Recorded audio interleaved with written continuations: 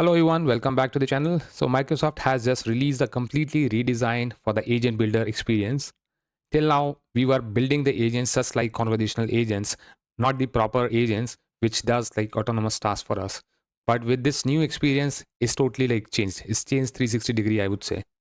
So now we have multiple, much more powerful capabilities like building skills, having memory, connected agents, and Microsoft IQ, along with evaluation of our built agents. So today we are going to see like how we can build the agent with this new experience. We will go through all the capabilities or options which agent can use, and we'll take a simple example of one AI project manager agent which will do the entire task of gathering the requirements, then building out technical designs, then as a technical lead, like it will develop those things, and then eventually like we'll create a QA engineer skill like, which will do the QA engineering task case stuff. So I'm over here in the new design. So if you have Copilot Studio license or even trial license, you would able to see this Copilot Studio Preview.microsoft.com, which is a new experience for building agents. We have already talked about this new workflow designer in our last couple of videos, and today we are going to take a deep look into this agent one. So when I click on this create agent, you will find a totally a new experience to build out the agents with very simple views. So over here with the agent name, we can write the detailed instruction, and the power comes from these much more powerful tools like Microsoft IQ, skills, tools, knowledge, connected agents, and memory. So these are the building blocks of creating an AI worker. So traditionally, chatbot simply used to answer like, and where this old agent used to just have these tools and knowledge source to just provide the related answers to invoke the desired workflows. But with this new skill introduction, we can build out end-to-end agent which can think like one particular worker process and can execute the task by its own. So this is a much more powerful shift. And as I said, like we are going to take one business problem of just creating one agent for project management, and that project management will include all the project related tasks like whatever the software development life cycle follows, like requirement gathering, technical design, and then doing the proper implementation, and then writing the test cases. So these four things we are going to build out with this our agent.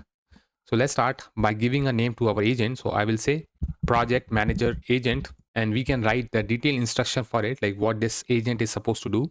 And along building out this agent, we will talk about this new tool set which we have over here, along with these other options, how preview works, how evaluate works, and how you can monitor the usage. So over here, we can write a detailed AI project manager agent. Now let's define the purpose. This agent should behave like an entire project team, not just a chatbot. It should think like a business analyst, a solution architect, technical lead, and a QA engineer, and also project manager, so that it can decide the roadmap and sprints to execute this project. So together with all these roles, this agent would actually build out all the artifacts for our project. So I'm just going to put the instructions. I'll just copy the instruction from my notepad and I'll paste it. And the instruction is majorly related to this, and only like I'm telling the agent that you are an AI project manager agent.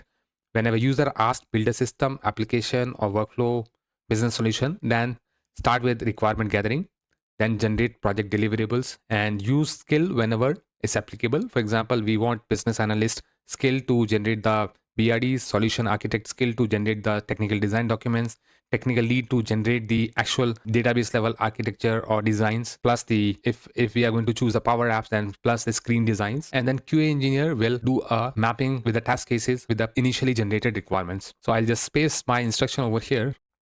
So I pasted this entire detailed instruction. You are an AI project manager agent. Whenever user asks for a new system, application, process, and solution, generate a solution using reasoning. Ask the follow-up question if information is missing. You can generate these artifacts: business requirement, solution architecture, data model, user story, sprint planning, and project roadmaps.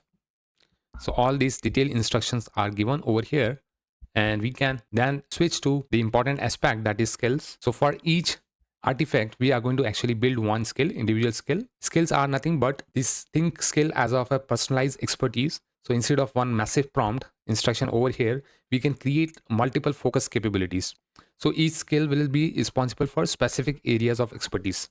So this makes our agent more structured and easier to maintain. So when I click on this skill, I get an option to upload a skill if we have already built some skill.md file. So you can see must be a skill.md file, and it's the format should be YAML format. So if you have already worked into Claude skills, then you must be knowing that, okay, so it's a valid YAML format the skills expect, and the same concept is being used over here. And you can also start building the skills from scratch. You can provide the skill name, and over here you see like in the sample they have given as my hyphen skill name. So what it expects, like if I just provide something in capital letter or in some other alphanumeric, then I would get this warning error. So you can only have hyphens or the name into the lowercase. So I will say first skill as business analyst, and in this business analyst skill I will paste the detailed instruction what is expected. So I will paste the detailed instruction into this instruction input, and it has given us the sample also. So when this skill is activated, first step of action agent would do guidelines. It's a sample they have provided. So what we can do, we can have our business analyst skill instruction to be added over here. So for example, this skill activates when user wish to gather the requirements, and the business analyst identifies the business objective, user roles, functional requirement, non-functional requirement. So that sort of detailed instruction we can provide over here. So I'll just copy that also from our notepad. So it says let's analyze the user request trigger whenever user asks, like build a system, build design a system. So I have pasted that. And you can also specify what is the outcome or output should be of this type of skill. So I can say output should be to generate one business requirement document. And by default, if I don't give it as any template, it will generate a .md file for us. So let's first of all check like whether that MD file gets generated by the execution of this one. So over here, I can specify the quick description gather business requirements. So this is our business analyst skill is created, and we can the same way we can add the other skills, and this other skills will again start with the second one, that is solution architect skill.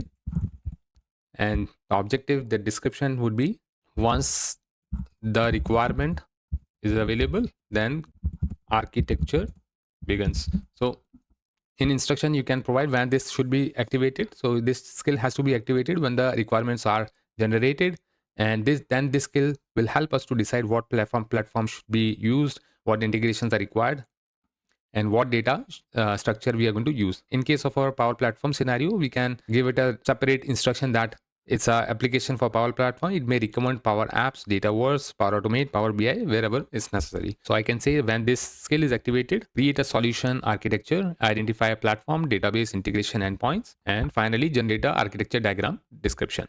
So I can replace this skill and we can save it. The same way we are going to build the other one, and this time we are going to build this tech lead skill, and this skill will be responsible for translating the architecture into the actual implementation.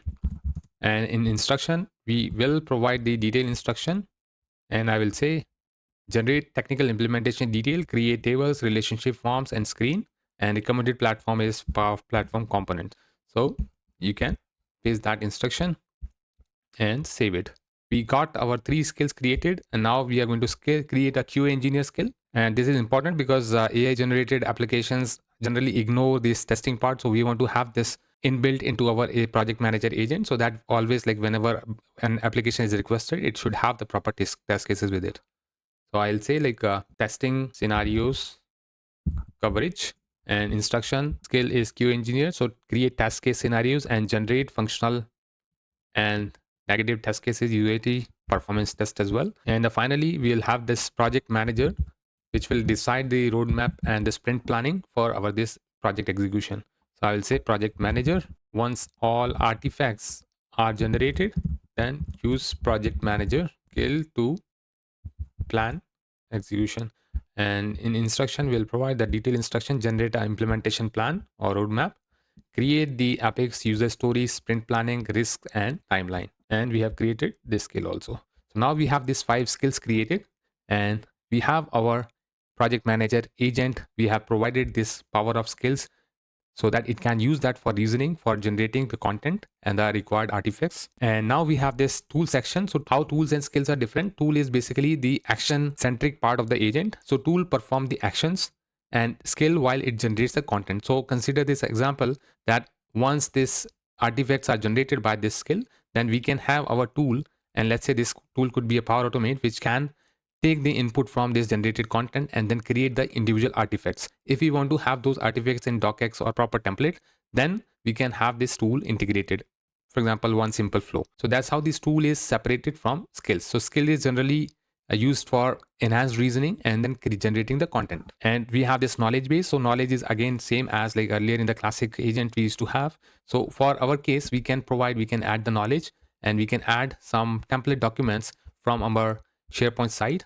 So these template documents, functional requirement document, and solution designing documents. So all these document you can provide as template as a knowledge for this agent. So we can actually copy individual documents and provide these individual documents as a individual knowledge base to our agent. So I will just add first one, then I will copy this solution designing. So based on this knowledge, our agent will create the artifacts like this based on our previous templates. So if you wish to have this document created in a particular templated style, then you can provide this additional knowledge, and we can add this knowledge to our agent. So now our agent has skills and knowledge, and then we have this connected agents. So if you have already built out some agents, then why this option, you can add those agent as a sub agent to your this main agent. So right now I don't have like any other agents created in this environment, so that's why it's not giving. But consider this connecting agent that you are calling some sub agent from your top agent, main agent. So earlier when you used to have this connected agent, so that actually work in a very much silos. Now this agent would pass the full context to the sub agent, like to do any expertise operations. And the lastly, we have this memory, which is very important. So imagine a user is saying, I'm a project manager of HR systems. And the next time when this project manager again comes in and tries to interact with this agent, then next time it remembers, the agent would remember like this user is a project manager. So the questions and the queries or the artifacts it has to produce is considering that this user's role is project manager. So this is actually creating one personalized experience and reduce the repetitive questions asked by this agent. Pretty much like very much strong. So whenever you do some interaction and next time you come in, like it will carry the whole context. For example, you planned one project, let's say asset management, and you planned some artifacts, you got it, but you need to refine. So next time whenever you interact with this agent again, it will have all the previous context. So you need not to start from scratch again. So that's why this memory is pretty much very important. So I can save it. And over here in Microsoft IQ, so this is one of the newest addition to Microsoft that brings that Microsoft described this as a bridging together between the organizational existing knowledge and business context. So right now when I click on this, so because I am on trial license, so that's why I don't see it, or maybe like it's a preview issue, like, but still like it's pretty much powerful. Like once it's get into the real time, real production, then we can start using this Microsoft IQ. So for now we are skipping it, and I'll just save our agent. Don't expect like everything would be perfectly like fitting or working as fine, because what I found is like while testing is in the evaluation phase, sometimes it works, it builds out, it creates, it evaluates the agent perfectly fine, but sometimes it fails for unnecessary actions. So we'll test that part. So right now it has created this our agent, and we can test our agent. So to start with, I will just simply say build an asset management system for 5,000 assets and 800 employees. So let's say I'll just start with this minimal requirement, and you will see like agent just invoked and is saying working on it. And at top, like we have this end user preview. So right now by default, it gives us like what it is doing, the reasoning behind each and every aspect, loaded skills. Let me generate a comprehensive business requirement. And once we turn it off, like it's a normal end user preview, like it's hiding the behind the scenes work. And it will take a while to generate all the artifacts because it's locating our business requirement document template, the solution design template, and based on that, it will try to build out the artifacts for us. So let's wait for it to complete.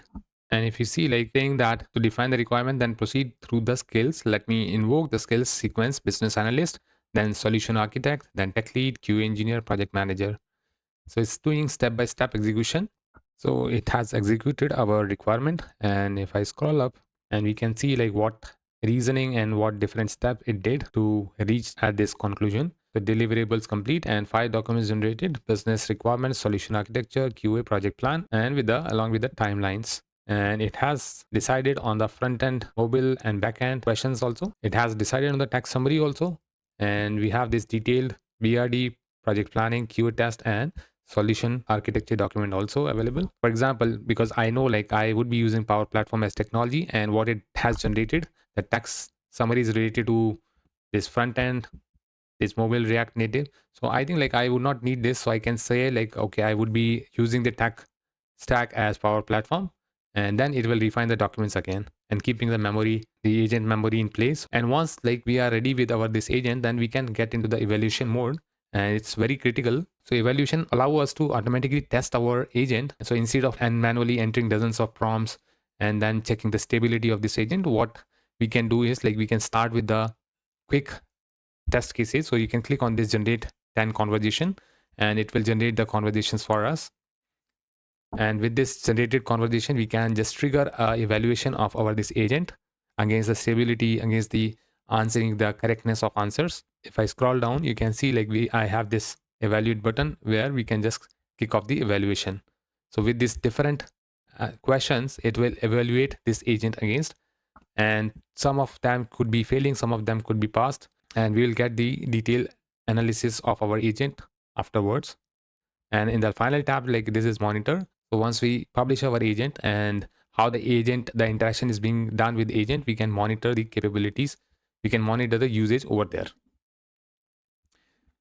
And in this evaluation part, you can create your own test cases also, by you can upload the CSV or Excel, and also you can write it by your hand. So in totality, this Microsoft new agent builder represents a major evolution in Copilot Studio, I would say. So it's not a chatbot anymore. This is with the introduction of skills, like it changes how we think about AI agents. So instead of building out chatbots, we are directly building the actual powerful agents using this agent builder.